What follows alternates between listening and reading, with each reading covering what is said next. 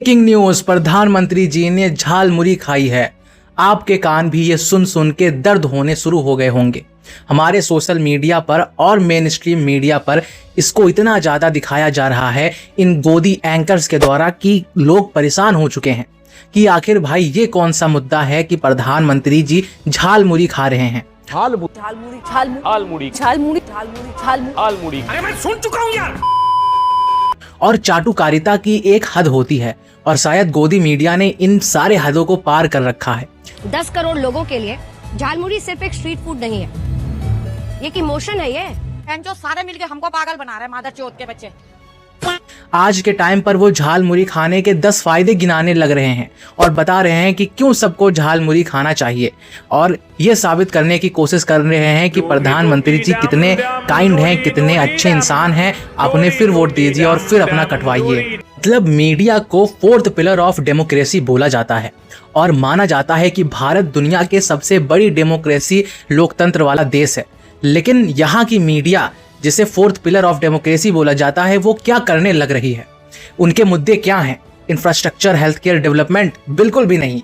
Breaking news, प्रधानमंत्री जी भेलपूरी, झालपूरी न जाने क्या क्या खाने लग रहे हैं और उसी को दिखाया जा रहा है, उसी के बारे में बताया जा रहा है। और वहां दूसरी तरफ हमारे देश के दोस्तों एक पूरा का पूरा स्टेट जल रहा है मणिपुर, उसके बारे में कभी इन्होंने बात नहीं की। Why are you staying silent about Manipur? We are suffering for 3 years. Our youth life has lost. हमारा जो यूथ का लाइफ है, हमारे स्टूडेंट का लाइफ है, सब बर्बाद हो चुका है। जैसा IPL में फोकस कर रहा है, जो बाकी जो धुरंधर जैसा मूवी का सक्सेसफुल में जो फोकस कर रहा है। Why are you staying silent about Manipur? क्यों चुप रहे हो आप? माँ उसको, उसके साथ जो बच्चे को मारा गया है उसको वुमेन एम्पावरमेंट कहना चाहते हो क्या? इज दिस नारी शक्ति? I want to say, because we want to live in peace, all we want is justice, and is that only we ask for? Is it too much? वहां पे इतने सारे प्रोटेस्ट हो रहे हैं, इतनी गंभीर गंभीर मुद्दे हैं हमारे देश में बात करने के लिए, लेकिन उन सभी को छोड़ करके हमारे देश की main stream media 4th pillar of democracy प्रधानमंत्री के पूरे चरित्र को बदलने में लगी है, उन्हें इलेक्शन जिताने में लगी हुई है। मेरा प्रधानमंत्री वो है जिसे देखकर कहते हैं ही इज द बॉस।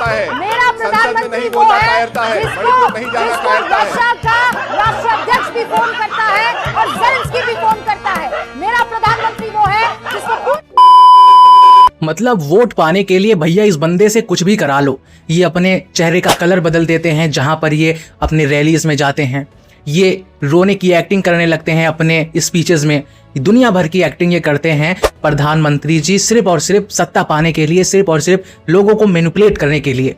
इन्हें भैया वोट दिया जाए, ये सत्ता में बैठे रहें और बाकी दुनिया जाए भाड़ में। जब भी इलेक्शंस आते हैं हमारे देश में तो हमें ऐसे मंजर हमेशा से दिखते रहते हैं। कभी ये मटन और मुगल की बात कर देंगे, कभी ये बात कर देंगे कि अपने संतानों का हिस्सा उन्हें नहीं दिया जाएगा, या ऐसी तमाम सी चीजें।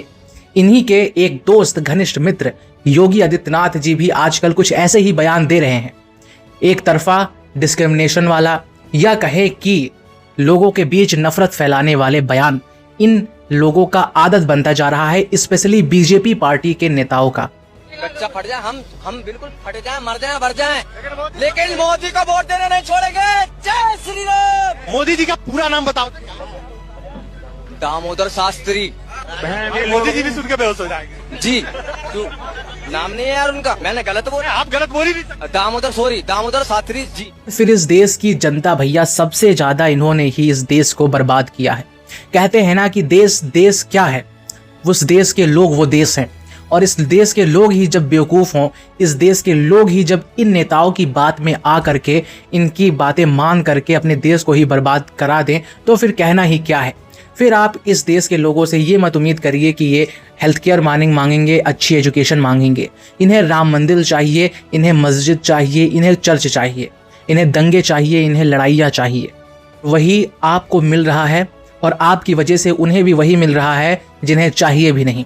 इसलिए क्योंकि सिर्फ आप मेजॉरिटी में हैं, आप उन्हीं बेकार फैसिलिटीज़ को यूज़ करते रहिए, मंदिर मस्जिद में जाते रहिए, धर्म की बातें करते रहिए। मिलते हैं नेक्स्ट एपिसोड में।